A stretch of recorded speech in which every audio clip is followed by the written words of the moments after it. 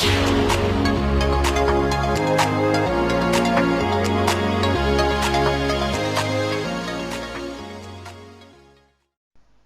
friends, welcome to Learn Positive with Pradeep Kumar. If you are seeing my channel this is the first time, please subscribe, like, comment and share with your friends. Don't forget to click the bell icon. Now we are going to see about strength of material, unit 1. In this unit we have two chapters, chapter 1 and chapter 2, statics of particles and friction. In this chapter 1, statics of particles. What is statics? If you want to know about what is statics, we have to think about what is dynamics. I give an example image of both for the both statics and dynamics and the definition in the below. The matter which is in the rest and the matter which is in the motion.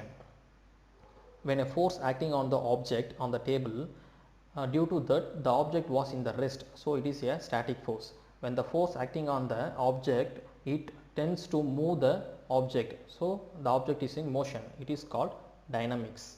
Now see, what is particles? So it is a very small quantity of matter. A tiny particles present in the material is called particles. When we see with the microscope, there are millions of molecules arranged. The molecules are known as particles. And the term related with statics of particles, which are matter, space, mass, rigid body, deformable body, vector quantity, scalar quantity. These 7 are the terms related with the statics of particles. Now we see about mass, space and matter. So matter, what is matter? You can see the drawing, the red one is called atom and the blue ones are molecules. When they get together, composed together is called matter.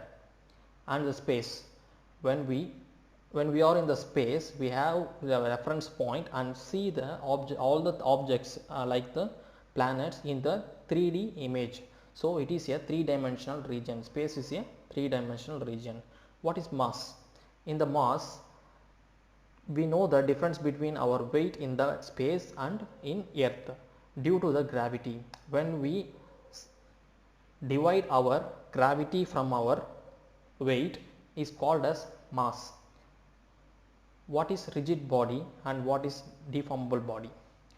So when a force is applied on or before, the object will not deform its shape. Physical shape is known as rigid body. When the force is applied, if the object deform its shape is known as deformable body. I give an example of for rigid body and deformable body, an anvil and hammer and a rubber band. What is vector quantity? What is scalar quantity? It is specified by both magnitude and direction is known as vector quantity. So examples of that is velocity, acceleration, force, moment, etc.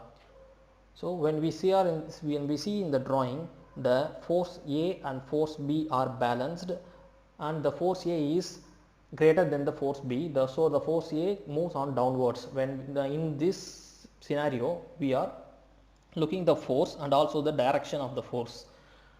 So this is the example of vector quantity. Now the scalar quantity, it is specified only by the magnitude. Example for this is mass, length, time, temperature.